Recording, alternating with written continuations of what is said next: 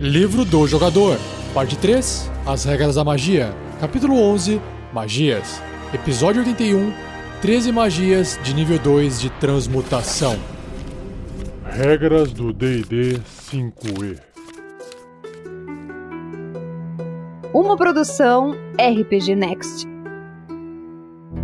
Seja bem-vinda, seja bem-vindo a mais um Regras do D&D 5e. Eu sou o Rafael47 e nesse episódio irei apresentar a você o que o livro do jogador do RPG Dungeons & Dragons, 5ª edição, diz sobre as 13 magias de nível 2 de transmutação, que são magias que vão alterar a realidade. Me acompanhe nesse episódio.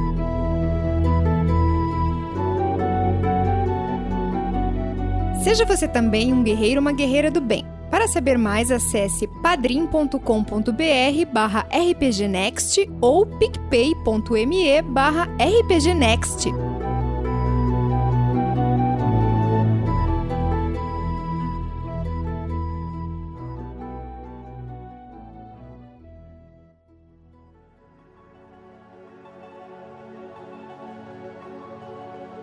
Então, finalmente cheguei nas últimas magias do nível 2 do livro do jogador, que são as magias da escola de transmutação. Curiosamente, nenhuma dessas magias vai poder ser conjurada como sendo um ritual.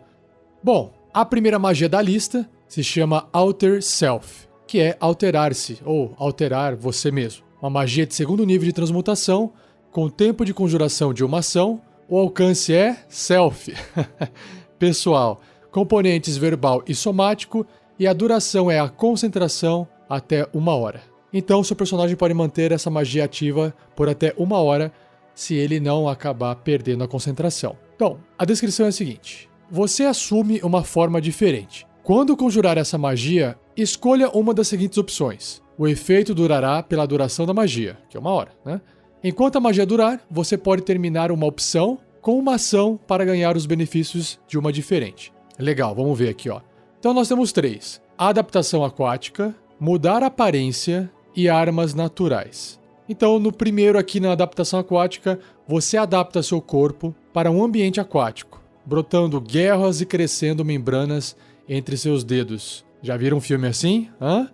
Você pode respirar embaixo d'água e ganha deslocamento de natação igual ao seu deslocamento terrestre. Olha só que massa, muito legal. Você vira o Aquaman. Mudar a aparência, a outra opção aqui. Você transforma a sua aparência. Você decide com o que você parece, incluindo altura, peso, traços faciais, timbre de voz, comprimento do cabelo, coloração e características distintas se tiverem. Você pode ficar parecido com um membro de outra raça, apesar de nenhuma das suas estatísticas mudar. Você também não pode parecer com uma criatura de um tamanho diferente do seu. Então, se você for médio, você tem que continuar sendo médio. E seu formato básico permanece o mesmo. Então, se você é bípede, vai continuar sendo bípede. Você não pode usar essa magia para se tornar quadrúpede, por exemplo.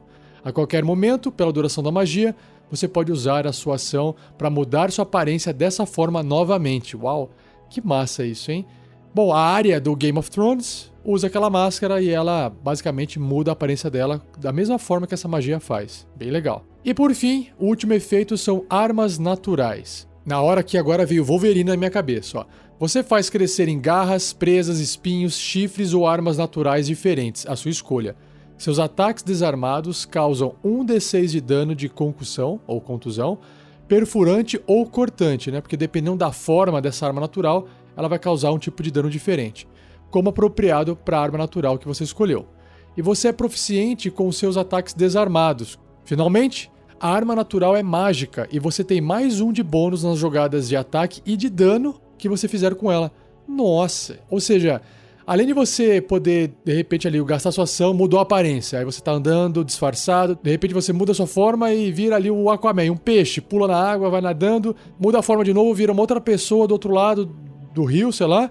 De repente você faz crescer uns espinhos na sua mão, sei lá, suas unhas crescerem, e aí você pode atacar com aqueles espinhos na sua mão, que é tipo uma arma mágica, que causa dano perfurante, 1d6 de dano, e aí você imagina, né, tá matando alguém, enfim, né, como uma arma mágica, ainda pode acabar passando por algumas resistências que geralmente armas não mágicas não conseguem passar. Então, uma magia muito boa. E se você gostou dessa magia e quiser ter um personagem capaz de conjurá-la, você tem que escolher ser um feiticeiro ou um mago.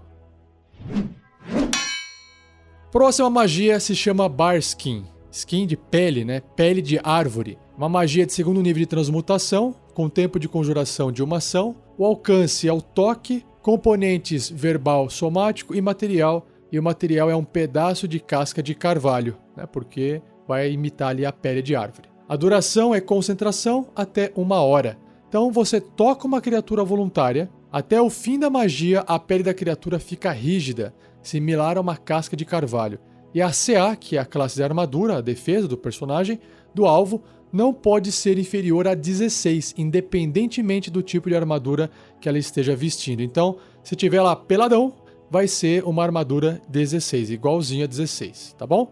Então ele não vai conceder mais proteção do que alguns tipos de armaduras pesadas, mas essa magia vai proteger bastante qualquer personagem que for tocado por ela. Então tá aí uma magia de defesa, né, de proteção, muito simples, muito prática. Também serve para roleplay, porque o seu personagem vai ficar com uma aparência diferente por causa dessa pele rígida de casca que ele tem. Então também dá para até brincar um pouquinho aí, será que pode enganar alguém com essa imagem? Será que pode se passar por uma criatura meio árvore? Vai saber, né? Basta aí fazer um teste de deception aí, de enganação, quem sabe seu personagem não convence alguém de alguma coisa diferente, né? Bom, se você quiser conjurar essa magia, você tem que ser um druida ou um ranger, que é um patrulheiro. Na sequência nós temos Cordon of Arrows, que são flechas de cordão. É uma magia de segundo nível de transmutação, com tempo de conjuração de uma ação. O alcance é de 5 pés, que é 1,5 m, que é aquele quadradinho no tabuleiro. Componentes verbal, somático ou material.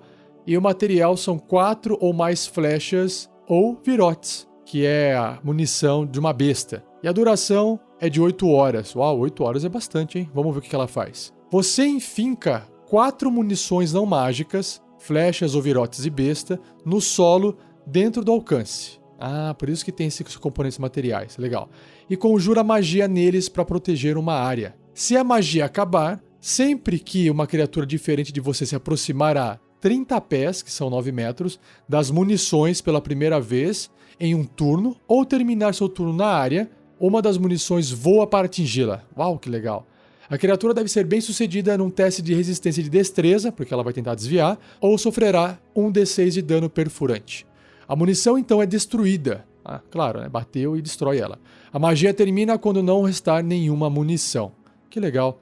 Quando você conjurar essa magia, você pode designar quaisquer criaturas à sua escolha e a magia ignora-as. Então você fala, ó, não ataca esse aqui, não ataca fulano, não ataca, sei lá, raças desse tipo, e aí ela vai ter essa configuração para ignorar os ataques.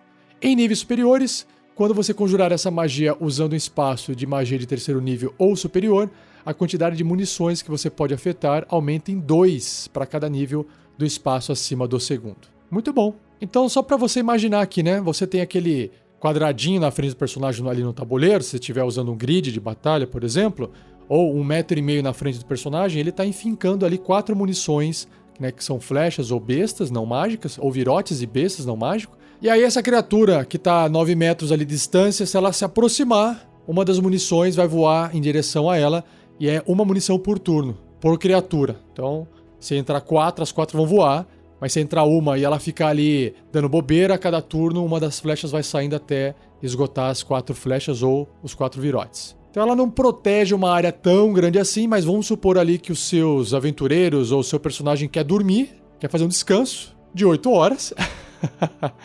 E aí ele está protegendo a região ali né, de uma possível invasão. Se alguém chegar, de repente, de forma furtiva, vai levar uma flechada na cara, um virote na cara.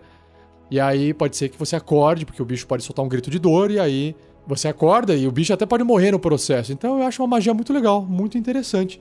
E qual é a classe capaz de conjurá-la? É apenas a classe dos patrulheiros, infelizmente. Mas bem legal essa magia. Mais uma magia aqui, agora chamada Dark Vision, que é visão no escuro. Uma magia bem famosa, que é de segundo nível também, né? E de transmutação. O tempo de conjuração dela é uma ação, o alcance é o toque, componentes verbal, somático e material, e o material aqui está escrito que é um pedaço de cenoura seca ou uma ágata, que é uma pedrinha, né? Duração de 8 horas. Legal, 8 horas também. Vamos ver, ó. Aqui o texto é bem curtinho, ó. Você toca uma criatura voluntária para conceder a ela uma habilidade de ver nas trevas. Pela duração, a criatura terá uma visão no escuro com alcance de 60 pés, que são 18 metros. Ou seja, é a visão padrão no escuro de criaturas que têm visão no escuro, como os anões, os elfos, meio orc e assim vai. Lembrando que a visão no escuro é uma visão em tons de cinza, né? Preto e branco, tá bom? Não tem cor. E se você quiser conjurar essa magia, terá que ser um druida, um ranger, que é o patrulheiro, um sorcerer, que é o feiticeiro, ou um wizard, que é o mago. A próxima magia se chama Enhance Ability, que é aprimorar a habilidade. No caso, são os atributos, né? Força, destreza, constituição, inteligência, sabedoria ou carisma. É uma magia de segundo nível de transmutação, com tempo de conjuração de uma ação, o alcance é o toque, componentes verbal, somático e material. E o material é um pelo ou uma pena de uma besta. A duração da magia é concentração até 1 hora. Então você toca uma criatura e agracia com aprimoramento mágico. Escolha um dos efeitos a seguir. O alvo ganha esse efeito até o fim da magia, né? Até passar essa 1 hora. Então nós temos aqui os 6 efeitos, porque é um efeito para cada atributo, para cada habilidade do personagem, como eu citei anteriormente. A primeira aqui que nós temos é Bear's Endurance, que é o vigor do urso. O alvo tem vantagem em testes de constituição. Ele também recebe 2d6, 2 dados de 6 lados, pontos de vida temporários que são perdidos quando a magia termina. Uau, que legal! Muito bom. Bem divertido isso. Próximo é o Bull's Strength, que é a força do touro. O alvo tem vantagem em testes de força e sua capacidade de carga é dobrada. Vai virar a mula da equipe, hein? Carrega aí, carrega aí. O próximo nós temos aqui Cat's Grace, que é a graça do gato, a agilidade do gato. O alvo tem vantagem em testes de destreza. Ele também não sofre dano ao cair de 6 metros ou menos, se não estiver incapacitado. Caramba, pessoal, 6 metros? 6 metros é uma altura bem alta, hein? Pelo menos aí uns 2 andares, hein? De uma construção. Legal. O próximo efeito possível é o Eagle's Splendor, que é a esplendor da águia, algo assim. O alvo tem vantagem em testes de carisma. Então, isso aqui é o mais simples deles até agora, né? Só a vantagem em testes de carisma, não tem nenhum efeito extra. Mas também passar em testes de carisma pode te salvar de muita coisa, né? O próximo é o Fox Cunning, que é a esperteza da raposa. E o alvo tem vantagem em testes de inteligência. Também é simples, igual o esplendor da águia, só que agora com inteligência. O próximo efeito é o Owl's Wisdom, que é sabedoria da coruja. E o alvo tem vantagem em testes de sabedoria, que também é bem útil. E aí essa magia em níveis superiores, quando você conjurar essa magia usando um espaço de terceiro nível ou superior, você pode afetar uma criatura adicional para cada nível do espaço acima do segundo. Legal, tá, uma magia bem utilitária e que pode ter diversos usos. E eu recomendo, viu? Acho muito interessante esse tipo de magia, bem legal. Se você quiser ter um personagem capaz de conjurá-la, saiba que você terá que jogar com um bardo, um clérigo, druida ou feiticeiro. O mago ficou de fora.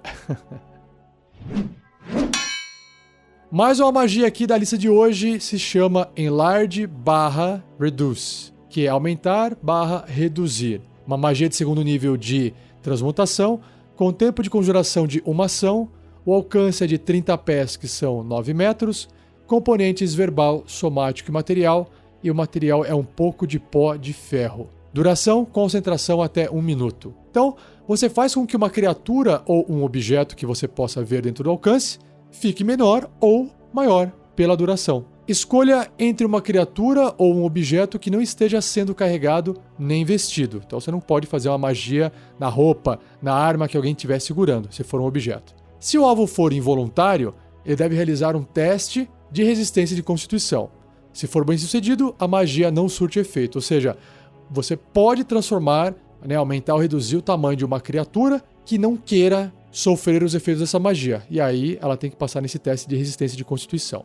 Se o alvo for uma criatura, tudo que ele estiver vestindo ou carregando muda de tamanho com ela. Qualquer item largado por uma criatura afetada retorna ao seu tamanho natural. E aí, se for pegar de volta, não vai voltar ao tamanho da magia, ok? Então, nós temos aqui os dois efeitos, né? Aumentar e reduzir. Vamos ver o aumentar primeiro. O tamanho do alvo dobra em todas as dimensões e seu peso é multiplicado por 8.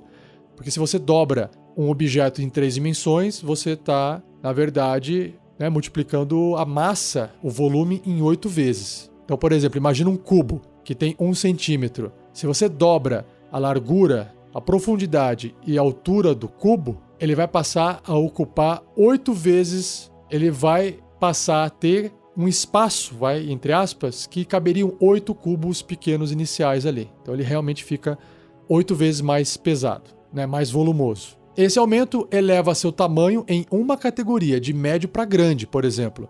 Se não houver espaço suficiente para que o alvo dobre de tamanho, a criatura ou objeto alcança o tamanho máximo possível no espaço disponível.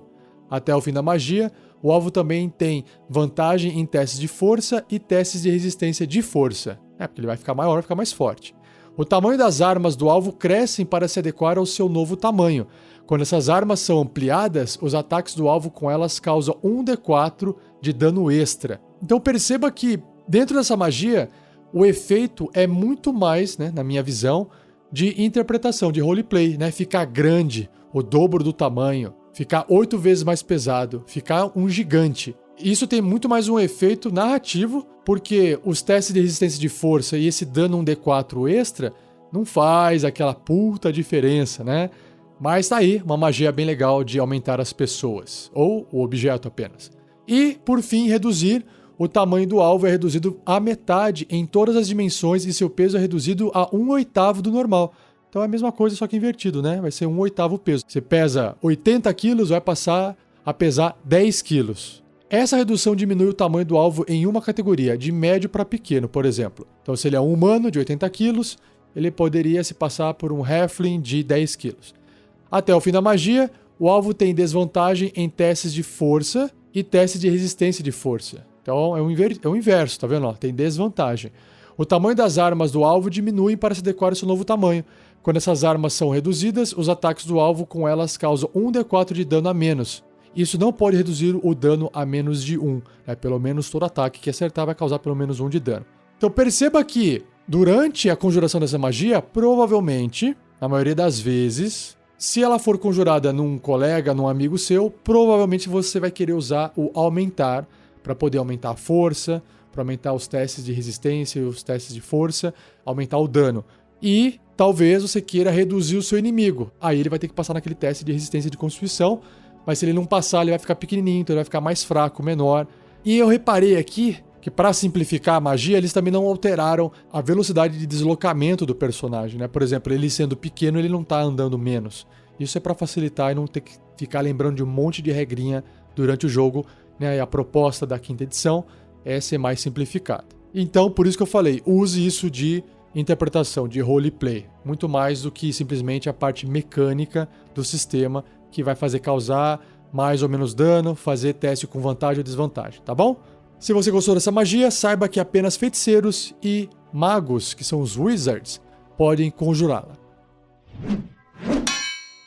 Mais uma magia aqui, agora chamada Heat Metal, que é esquentar metal. Uma magia de 2º nível de transmutação, com tempo de conjuração de 1 ação, o alcance é de 60 pés, que são 18 metros, componentes verbal, somático e material, e o material é um pedaço de ferro e uma chama, sei lá, uma pequena chama de vela, por exemplo, ou sei lá, acender alguma folhinha, né? Duração, concentração até 1 minuto. Então, escolha um objeto manufaturado de metal, como uma arma de metal ou uma armadura pesada ou média de metal, que você possa ver dentro do alcance. Você faz com que o objeto brilhe vermelho incandescente. Uau, que legal! Então imagina lá aquele inimigo seu vestindo uma armadura de metal e de repente ele começa a ficar brilhante, vermelho incandescente, esquentando. Qualquer criatura com contato físico com esse objeto sofrerá 2d8 de dano de fogo quando você conjurar a magia. Até a magia acabar, você pode usar uma ação bônus em cada um dos seus turnos subsequentes para causar esse dano novamente. Então perceba que esse dano é para causar em outras criaturas e não quem está dentro da armadura. Então é só por fora, né? Será que é isso? Vamos continuar aqui, ó. Se uma criatura estiver segurando ou vestindo o objeto e sofrer o dano dele, a criatura deve ser bem sucedida num teste de resistência de constituição ou largará o objeto se ela puder. Se ela não largar o objeto, ela terá desvantagem em jogadas de ataque e testes de habilidade até o início de seu próximo turno. Por quê? Porque o fogo ali deu uma fritada, deu uma queimada na mão violenta e machucou o personagem, a criatura. Então, realmente essa magia vai esquentar o metal, não importa se a pessoa estiver do lado de fora ou do lado de dentro, no caso de uma armadura, quem encostar naquele metal vai sofrer aqueles 2d8 de dano de fogo. No caso, se for uma arma, também ele vai ter que soltar a arma porque vai queimar, ou ele vai ter que aguentar ali, segurar e ficar com desvantagens em testes de habilidade. E também em ataques, porque deu uma queimada feia na mão, por exemplo. Então também tá aqui mais uma magia que, além de causar dano, nesse caso, uma magia de transmutação que causa dano, bastante dano no caso, ela também serve muito bem para roleplay porque a gente consegue enxergar isso acontecendo. Então fica bem legal de usar isso em situações de interpretação. E aí, em níveis superiores, quando você conjurar essa magia usando um espaço de magia de terceiro nível ou superior, o dano aumenta em 1d8, um dado de 8 faces, para cada nível do espaço acima do segundo. Então, bem simples, né? Fez a magia no espaço de magia maior, ela vai causar mais dano. Se você gostou dessa magia, saiba que as classes Bardo e Druida são as únicas capazes de conjurá-la. Próxima magia se chama Knock, que é arrombar. Ou bater, knock, knock, knock. É arrombar e vai fazer mais sentido. Ó. É uma magia de segundo nível de transmutação, com tempo de conjuração de uma ação, alcance de 60 pés, que são 18 metros, componentes verbal, então apenas tem que pronunciar palavras mágicas e só, e duração instantânea. Então você escolhe um objeto que possa ver dentro do alcance da magia, lá, aqueles 18 metros. O objeto pode ser uma porta, uma caixa, um baú ou um par de algemas, um cadeado ou outro tipo que contenha um meio mundano ou mágico que previne o acesso. Um alvo que esteja fechado por uma fechadura, mundana ou preso ou barrado, torna-se destrancado, destravado ou desbloqueado. Se o objeto tiver múltiplas fechaduras, apenas uma delas é destrancada. Faz sentido. Se você escolher um alvo que esteja travado pela magia Tranca Arcana, que é o Arcane Lock, essa magia será suprimida por 10 minutos. Durante esse período, o alvo pode ser aberto e fechado normalmente. O alvo aqui, por exemplo, pode ser uma porta, um baú. Quando você conjurar essa magia, uma batida forte, audível e até 300 pés, que são 90 metros de distância, emana do objeto alvo. Então realmente faz um barulho bem alto, hein? Para ouvir isso até 90 metros de distância, é tipo uma pancada, uma martelada, tipo uma obra, né? Fazendo barulho. Então tá aí, uma magia para destrancar, destravar coisas, objetos. Se você gostou dessa magia, os bardos, feiticeiros e magos são capazes de conjurá-la. Próxima magia se chama Levitate, que é levitar ou levitação. Uma magia de segundo nível de transmutação, com tempo de conjuração de uma ação, o alcance é de 60 pés, que são 18 metros, componentes verbal, somático e material. E o material tem um monte aqui, ó, uma pequena presilha de couro ou um pedaço de fio dourado dobrado em forma de um copo com uma haste longa em uma extremidade. Nossa! Acho que é melhor uma pequena presilha de couro. Duração: concentração até 10 minutos. Uma criatura ou objeto à sua escolha que você possa ver dentro do alcance ergue-se verticalmente, né, para cima e para baixo, até 6 metros e permanece suspenso lá pela duração. A magia pode levitar um alvo pesando até 500 pounds, 500 libras, que são mais ou menos 230, 240 quilos. Se quiser arredondar para 250, também serve. Uma criatura involuntária, se for bem sucedida num teste de resistência de constituição, não é afetada. O alvo pode se mover apenas ao puxar ou empurrar um objeto fixo ou superfície ao seu alcance, como um muro ou teto, permitindo que ele se mova como se estivesse escalando. Você pode mudar a altitude do alvo em até 20 pés, que são 6 metros, em ambas as direções no seu turno. Se você for o alvo, você pode se mover para cima ou para baixo como parte do seu movimento. Do contrário, você precisa usar a sua ação para mover o alvo, que deve permanecer dentro do alcance da magia. Quando a magia acaba, o alvo flutua suavemente até o chão se ele ainda estiver no ar. Bom, se você quiser ver essa magia funcionando em uma partida de RPG, ouça o Tarrasque na Bota, a aventura, o finzinho da aventura, A Mina Perdida de Phandelver, onde o Sandoval, ele acabou conjurando uma magia, aí ele ativou lá, acabou mexendo na magia selvagem, porque ele é um feiticeiro, e aí saiu na rolagem da tabela de magia selvagem esse efeito de levitação, e aí o Sandoval acabou virando, tipo, a gente inventou que ele virou tipo um balãozinho assim, uma bexiguinha, e começou a flutuar, e aí o pessoal teve que arrastar ele pra fora da caverna. Tá aí uma magia interessante também de ser usada, né? Tanto para poder, às vezes, resolver um problema, criar situações engraçadas, criar problemas, enfim, bem interessante, basta usar a criatividade. Se você gostou dessa magia, saiba que feiticeiros e magos são capazes de conjurá-la.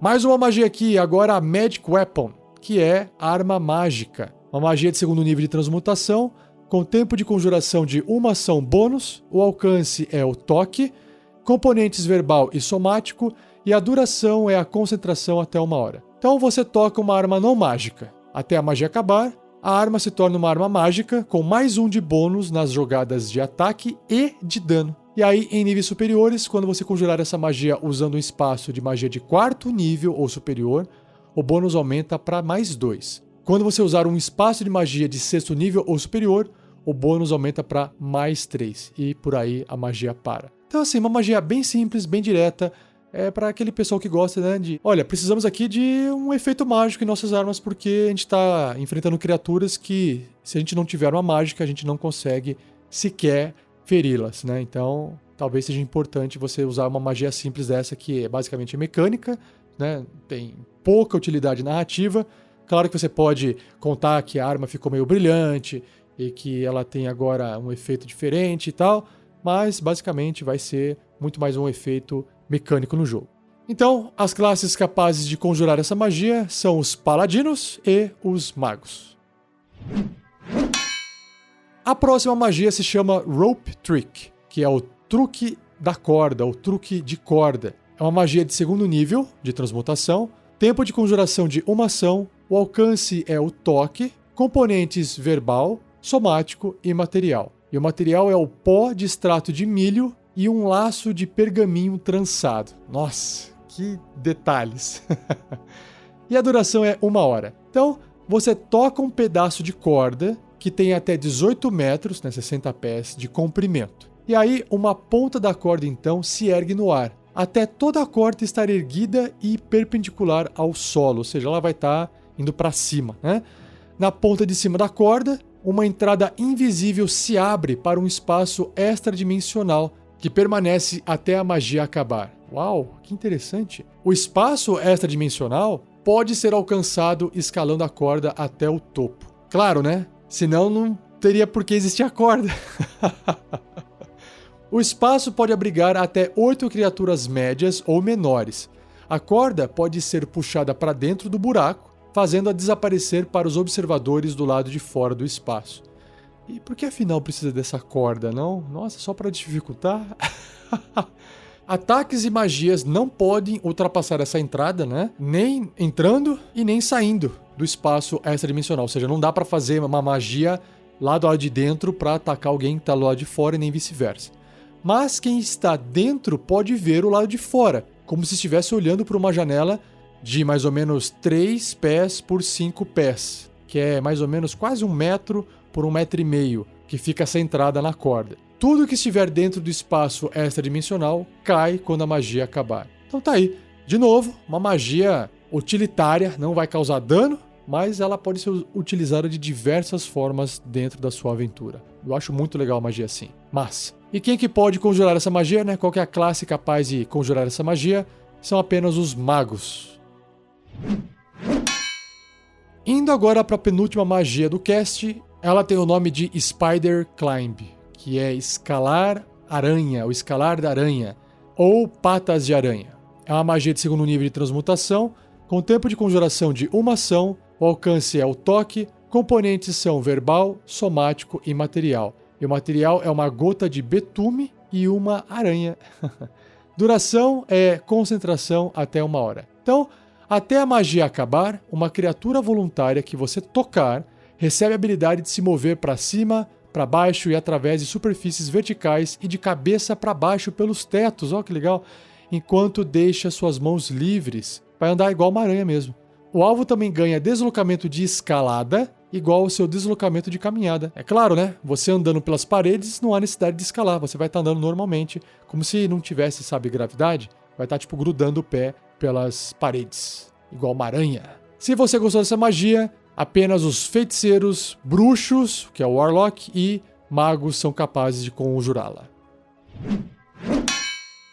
Por fim, a última magia se chama Spike Growth, que é crescer espinhos, ou crescimento de espinhos. É uma magia de segundo nível de transmutação, o tempo de conjuração é de 1 ação, o alcance é de 150 pés, que são 45 metros, componentes verbal, somático e material, e o material são 7 espinhos afiados ou 7 gravetos, todos com uma ponta afiada. Duração, concentração até 10 minutos. Então, o solo em 20 pés de raio, que são 6 metros de raio, centrado num ponto dentro do alcance da magia, se retorce e ali brotam cavinhas rígidas e espinhos. A área se torna um terreno difícil pela duração da magia, e quando uma criatura entrar ou se mover dentro da área, ela sofrerá 2d4 de dano perfurante para cada 5 pés que ela andar, atravessar esse monte de espinhos lá, que é 1,5 metro. Então ela, de repente, começou ali a magia em cima dela.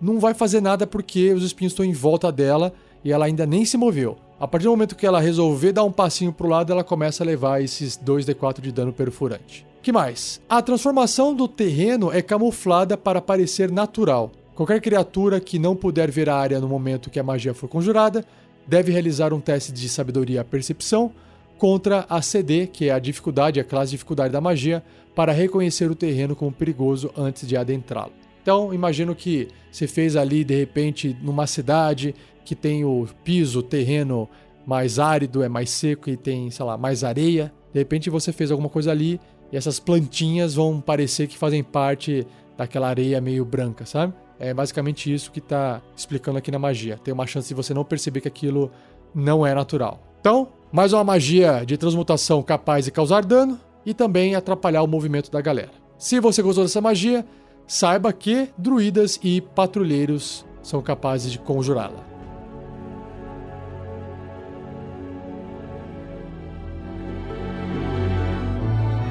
E assim eu encerro mais um cast, mais um episódio do Regras do D&D 5e. Espero que você tenha gostado. Se tiver dúvidas, pode enviar suas dúvidas para rafael47@rpgnext.com.br ou escreva no post desse episódio. Eu vou juntar as perguntas e fazer um cast separado só respondendo a todas elas, tá bom? Não se esqueça de compartilhar, continue a discussão desse episódio lá no post onde você viu a divulgação, vale a pena, e também, se você puder, nos avaliar com 5 estrelas no iTunes ou em qualquer outro aplicativo de podcast que você esteja nos ouvindo, vai ajudar bastante a gente ser encontrado por outras pessoas, tá bom? E não perca o próximo episódio, onde eu irei abordar, finalmente, magias de terceiro nível. Só que dessa vez serão 8 magias de terceiro nível de abjuração, tá bom? Então, um abraço, muito obrigado e até o próximo episódio.